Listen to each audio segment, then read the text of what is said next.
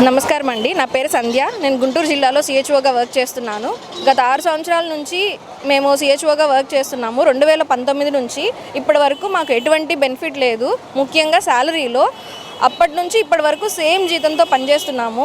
Even private హాస్పిటల్స్లో కానీ ఎక్కడైనా ఏ ఉద్యోగస్తులకైనా సంవత్సరం ఇంక్రిమెంట్ కానీ జీతం కానీ పెరుగుతుంది. అలాంటిది మాకు అప్పటి నుంచి ఇప్పటి వరకు సేమ్ జీతం ఏం పెరగలేదు. అలా అని నిత్యావసర వస్తువుల ధరలు ఏం పెరగకుండా ఏం లేవు.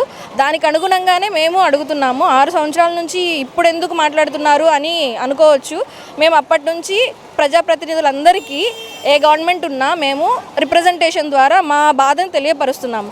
ఇంతవరకు ఎవ్వరూ మా మీద సానుభూతి చూపించి మా సమస్యలు తీర్చలేదు కాబట్టి ఈరోజు రోడ్డెక్కాల్సి వచ్చింది.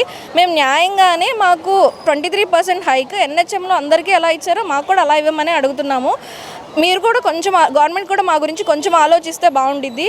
ఎందుకంటే ఒక ఫ్యామిలీ నడపడానికి మా జీతం సరిపోవట్లేదు. అందరికీ పెరుగుతున్నాయి జీతాలు, మాకు పెరగలేదు. మేము అది మాత్రమే అడుగుతున్నాము. మా గవర్నమెంట్ గైడ్లైన్స్ ప్రకారం జీఓఐ గైడ్లైన్స్ ప్రకారం 6 సంవత్సరాలు పూర్తి చేసుకున్న సిహెచ్ఓల్ని రెగ్యులర్ చేయాలి అని ఉంది. మేము జాయిన్ అయినప్పుడు అలానే ఉంది. దాని గురించే మేము డిమాండ్గా మేము గవర్నమెంట్ని అడుగుతున్నాము. అంతకుమించి మేము శాంతియుతంగానే పోరాడుతున్నాం తప్ప ఎవరిని తప్పుగా ఉద్దేశించి గవర్నమెంట్కి అగైనెస్ట్గా మేము పోరాడట్లేదు. మా మీద దయతో మా హక్కులని మాకు ఇవ్వమని కోరుకుంటున్నాము. Thank you.